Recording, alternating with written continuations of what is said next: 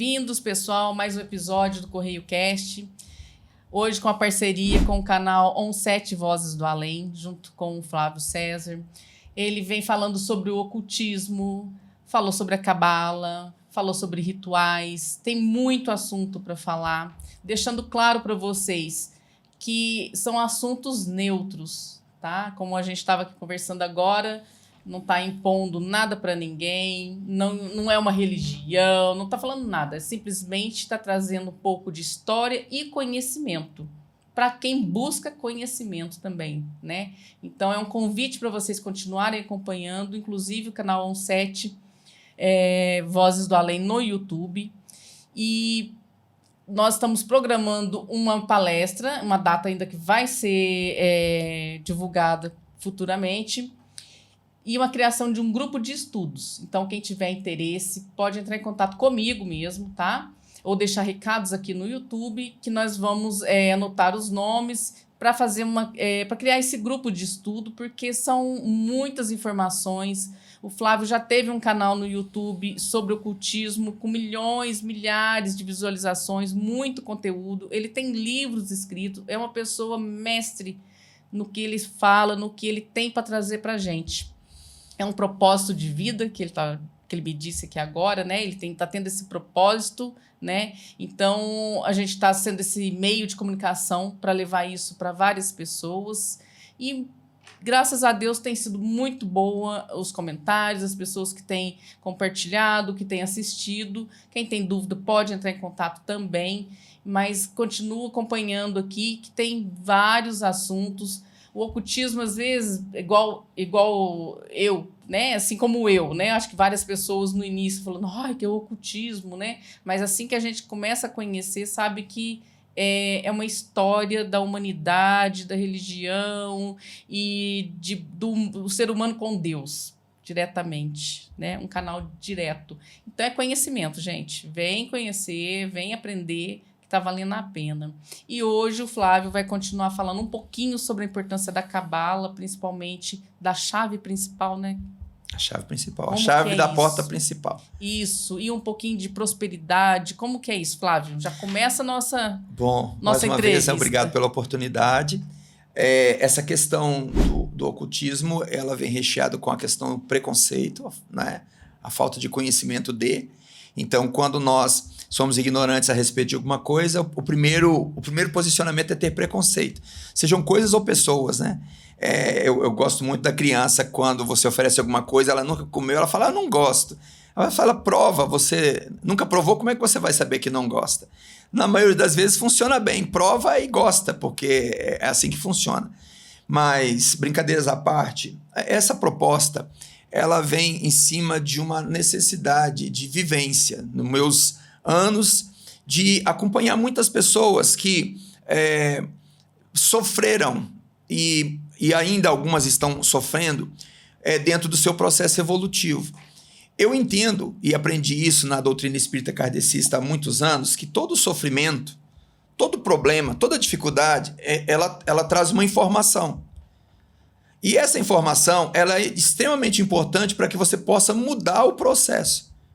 Seria mais ou menos como você se preparar para uma prova, estudar durante um período, viver todo o esforço, toda a energia empreendida, toda aquela ansiedade, chegar no dia da prova, realizar a prova, ficar ansioso pelo resultado. Mas quando o resultado vem, você sente um grande alívio, porque você vai ver a compensação de todo o seu esforço na demonstração do resultado. A vida é dessa maneira.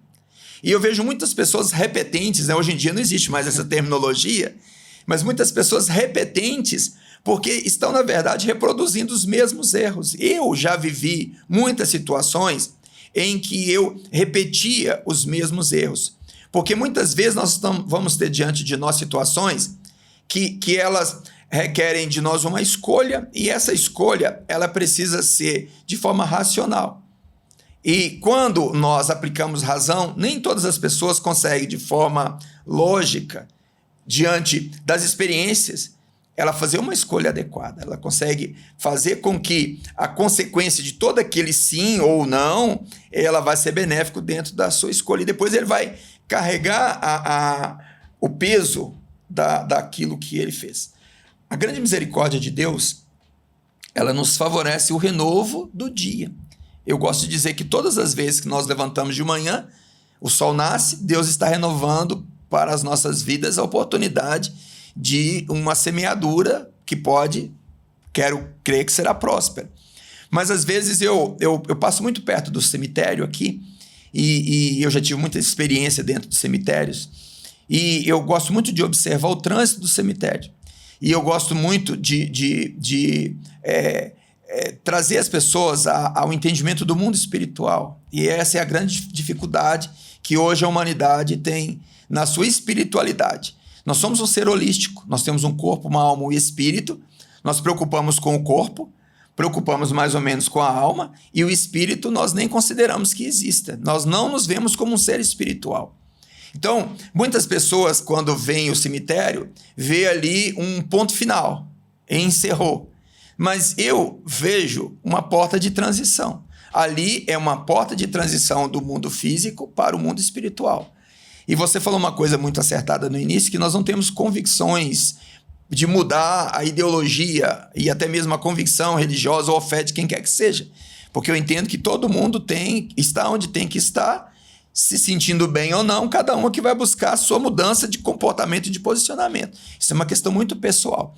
O que nós estamos apresentando é uma perspectiva. E ela se baseia no entendimento do mundo espiritual. Então, se você não crê no mundo espiritual, se você não se vê como um ser espiritual que tem uma história anterior e vai ter uma história posterior à morte, talvez aquilo que eu estou falando não tenha nenhuma utilidade para você. No momento. Pode ser que tenha. Pode ser que você viva uma experiência e essa experiência traga a você uma nova perspectiva daquilo que você considerava como uma verdade, sua verdade. A maioria acontece assim. Não tem essa crença do espiritual além, e aí acontece um fato. E ali, naquele momento, a pessoa fala, opa, peraí, vamos mudei meu pensamento. Isso. Né? E qual que é o meu anseio de alma? É que existem escolhas que nós fazemos que têm consequências drásticas para a nossa vida espiritual. Tem momentos em que a gente vai passar ali por um umbral kardecista por, 100 anos. É muito tempo, mas vai passar um pesadelo de 100 anos. Eu estou fazendo uma ilustração. Um católico vai passar por um purgatório, talvez por mais uns 100 anos. Tem aqueles que vão dizer que morreu, já foi para o inferno. Vão ter que vão dizer que morreu, acabou, não tem mais nada após a morte. Mas, crendo-se que tem alguma coisa após a morte, e essa alguma coisa possa ser o inferno, possa ser o purgatório, possa ser o umbral, eu posso dizer para você que por mais que você seja capaz de imaginar o pior, é pior. Nossa, credo. É pior. Jura? É pior.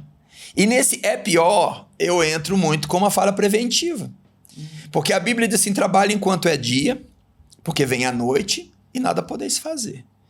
Se hoje eu tivesse aqui no meu bolso um caroço de feijão e eu resolvesse que hoje mesmo eu vou chegar na minha casa, vou pegar um vasinho de terra e vou plantar o caroço de feijão e semeei. Mas se amanhã for noticiado que eu desencarnei, que eu passei desse plano, eu não posso plantar mais esse caroço de feijão.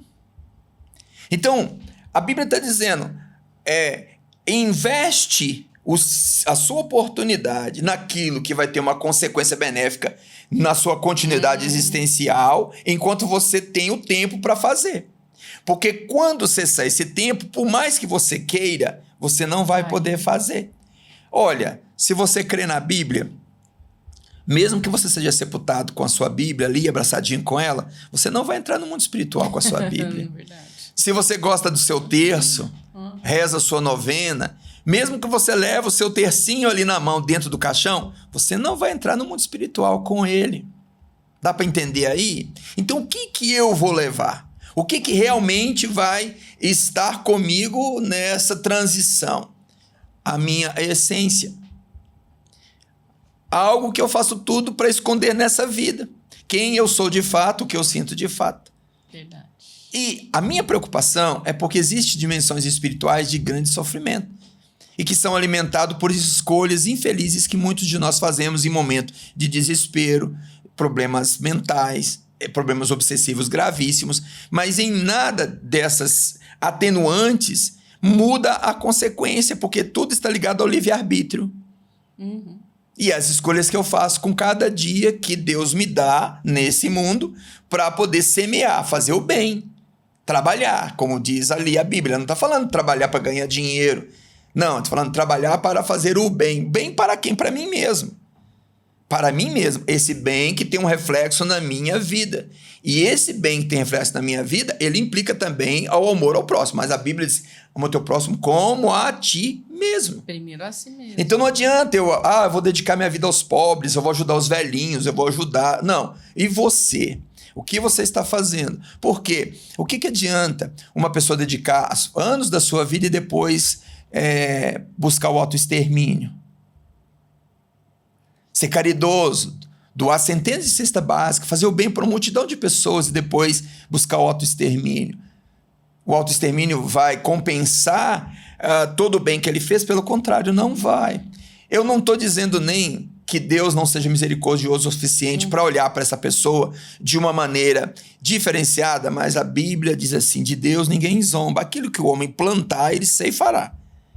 Então não é a minha bondade, a minha caridade e a minha sabedoria, não é o tempo que eu estou gastando aqui tentando semear algo de bom nas nossas vidas, na minha vida primeiro e na vida dos meus companheiros e irmãos, que vai atenuar as escolhas erradas que eu vou fazer em relação à minha vida e à relação da vida de outros também. Então, essa demanda, ela se baseia na primeira chave, que é a chave da consciência.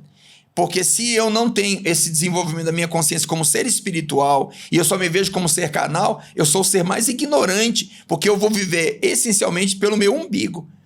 Tudo que eu vou fazer é em prol do meu bem-estar.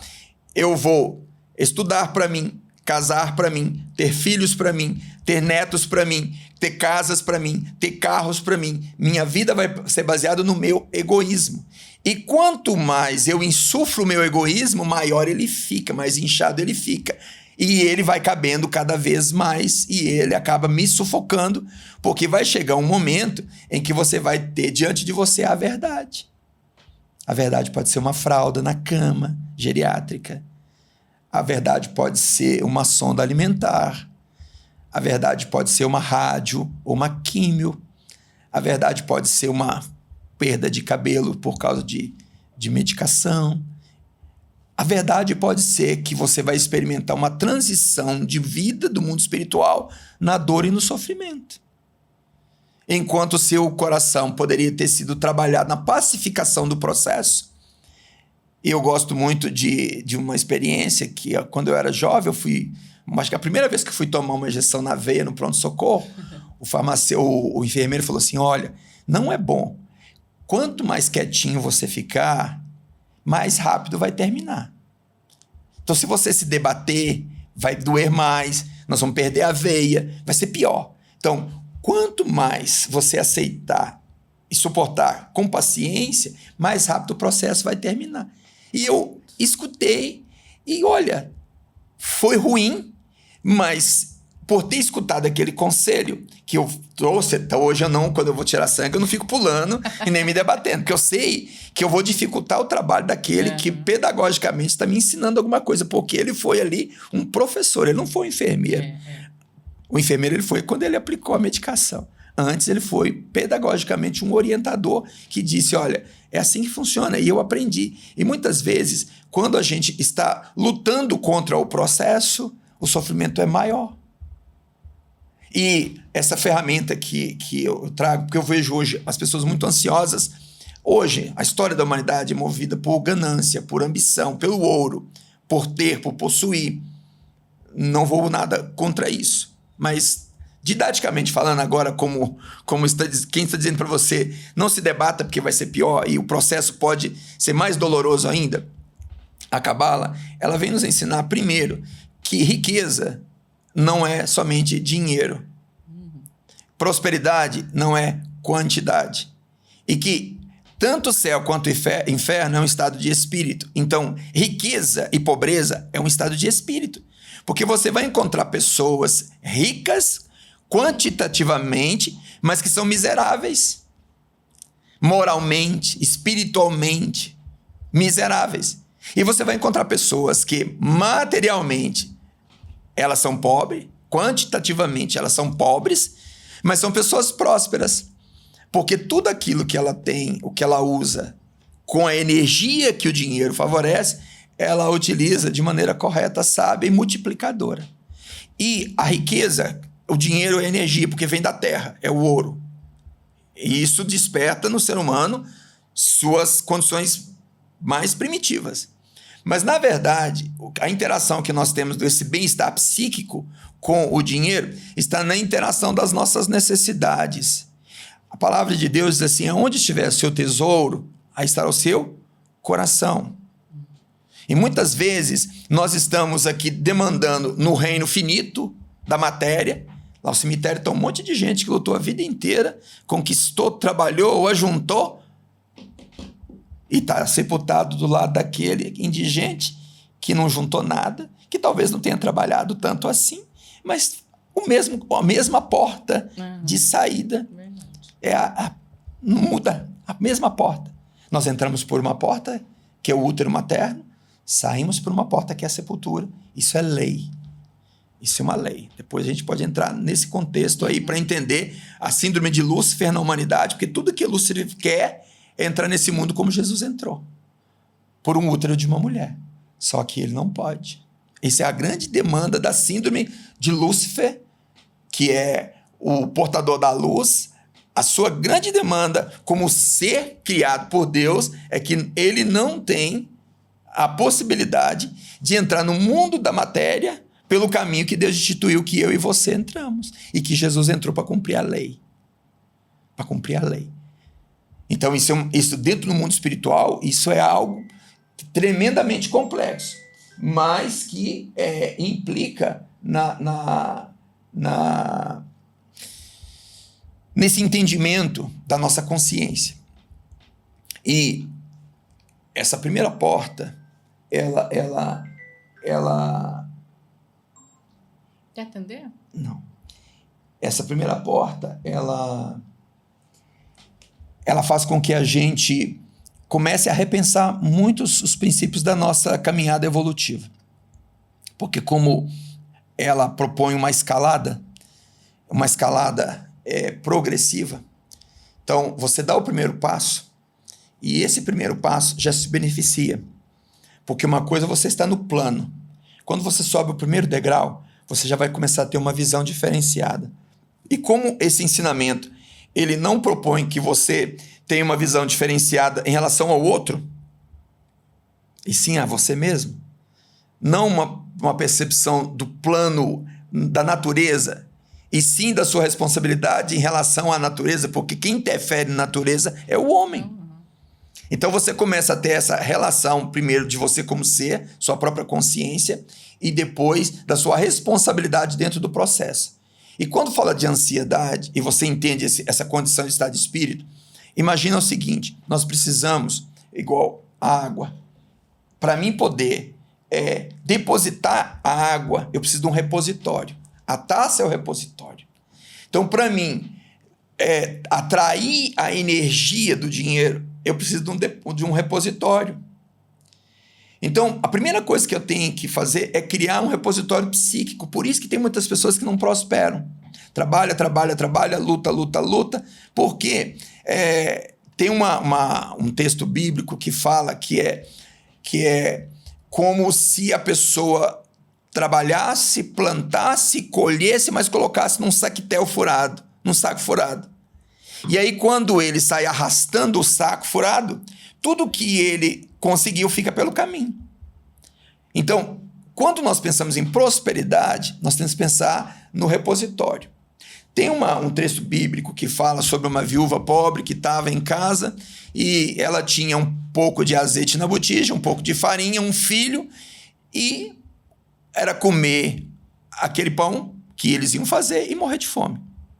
E aí chega o profeta, e esse profeta, ele chega e fala com ela: tô com fome, me dá alguma coisa para comer. Ela fala: olha, eu tenho um pouco de farinha e esse azeite aqui na botija. Ele falou, faz um pão para mim. Aí a mulher obedeceu o profeta. Aí ela fez o pão. O profeta comeu, ela sentou, imagina, como mãe, olhou para o filho e falou, nossa situação é complicada. Aí o profeta fala assim, vai na casa de todos os vizinhos e pede botija emprestada. Manda seu filho e pede botija emprestada, botija vazia. Aí ela obedeceu. Quando ela trouxe as botijas vazias, ele pegou o resto de azeite que estava na vasilha dela e começou a despejar na botija. E o azeite não parou de jorrar. Ele encheu a primeira botija, ela pôs a segunda, ela encheu a segunda, e todas as botijas que ela trouxe foram cheias com aquele pouco de azeite que estava na botija, que sobrou daquilo que o profeta tinha falado com ela. Então ela podia ter falado, não, profeta, o que eu tenho é só essa botija aqui de 1 litro, enche ela para mim. Seria a medida da prosperidade dela. E o texto fala que enquanto os vizinhos, enquanto ela trouxe repositórios vazios, eles foram cheios. Quando cessou o repositório, o azeite parou de jorrar. Isso é um simbolismo cabalístico. Qual que é a grande dificuldade? Para que eu preciso da riqueza? O que eu quero fazer com ela? Qual o domínio que ela vai exercer sobre mim? Porque quando nós entramos nesse mundo, Deus tem um propósito. Deus não vai colocar sobre mim, sobre você, nada além da nossa capacidade de administrar e de se beneficiar. Por quê? Para muitas pessoas, você deve conhecer isso na prática, muitas pessoas já tiveram posses. Sim. E não foi muito tempo para destruir tudo. Por quê? Não tinha um repositório. Então, nessa primeira chave que nós vamos desenvolver, nas 20 e poucas que virão pela frente, que são portas da alma, são portais da alma humana, nós nos desdobramos dentro das dimensões espirituais e das dimensões psíquicas, cada um dentro da sua capacidade de se aperceber em que plano ele está. E isso é muito interessante, que é um estado de espírito, porque muitas vezes você vai encontrar uma pessoa que é um paciente oncológico terminal, sorrindo, dando glória a Deus, e vai encontrar pacientes oncológicos amaldiçoando, espraguejando, xingando, brigando, maltratando a família, seguindo paralelamente o mesmo caminho de oportunidade de aprendizado. É um estado de espírito. Então você vai ter pessoas que estão num ambiente do inferno, mas intimamente estão no céu, e vai ter pessoas que estão no ambiente celestial, mas intimamente no inferno. E eu acho muito interessante, porque hoje em dia, se eu falasse assim, para a grande maioria, lá no céu não vai ter Wi-Fi, e nem TikTok, e nem YouTube, e nem Instagram, muita gente não vai querer ir para o céu. Com certeza. Eu fiz isso com uma pessoa que gosta de refrigerante. Eu falei assim, lá não vai ter. Aí ele falou, pai, então eu não quero ir. Brincadeiras à parte, mas essa é a realidade.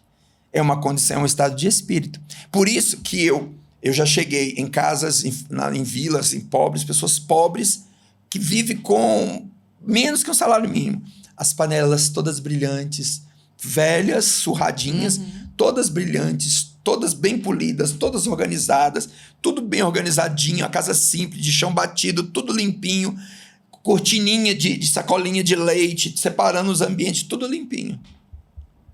E já cheguei em mansão onde estava sujo de cocaína à mesa, restos de bebida, sujeira, lixo, e onde as pessoas estavam numa situação deplorável. Quem é rico e quem é pobre? Quem é rico e quem é pobre? Não é? E essas novas gerações, será que elas vão ter, assim, em algum momento vai ter esse entendimento ou esse questionamento? Nós estamos num momento de transição da humanidade. A humanidade está passando de um momento irreversível. E esse momento, ele implica também na ação da natureza, porque a natureza está saturada, a natureza geme e chora por causa do pecado do homem. Mas também tem a própria condição espiritual. Deus, ele estabeleceu um tempo determinado para todas as coisas. Está lá em Apocalipse, capítulo 12, versículo 10 em diante. Deus estabeleceu um tempo para todas as coisas. Assim como a própria natureza é cíclica e nós vemos que Deus estabeleceu um ciclo, né? Nós temos uma cronobiologia. O nosso organismo funciona com o poente e com o nascente do sol, com as fases da lua. Nós percebemos claramente que nós estamos ligados a um sincronismo universal. E isso não é só dentro do planeta, é dentro do nosso sistema solar e dentro da nossa galáxia, dentro desse universo material ao qual nós estamos inseridos. Então tem um tempo estabelecido, a humanidade está passando por um processo transitório. Esse processo transitório é uma separação das condições espirituais, e essa geração que aí está, na sua diversidade, elas são reminiscentes de situações de pessoas que já foram e viram e foram dezenas de vezes e que são, vamos dizer assim, insistentes em determinados erros, insistiram em determinados equilíbrios, permaneceram na prática de determinadas situações, enquanto a própria oportunidade da vida era para que evoluíssem, porque é uma escolha, e agora estão compulsoriamente nessa geração, entrando nesse processo de transição. Não são todos, mas uma grande parte dessa geração que aí está, e que vai vivenciar essa transição da humanidade.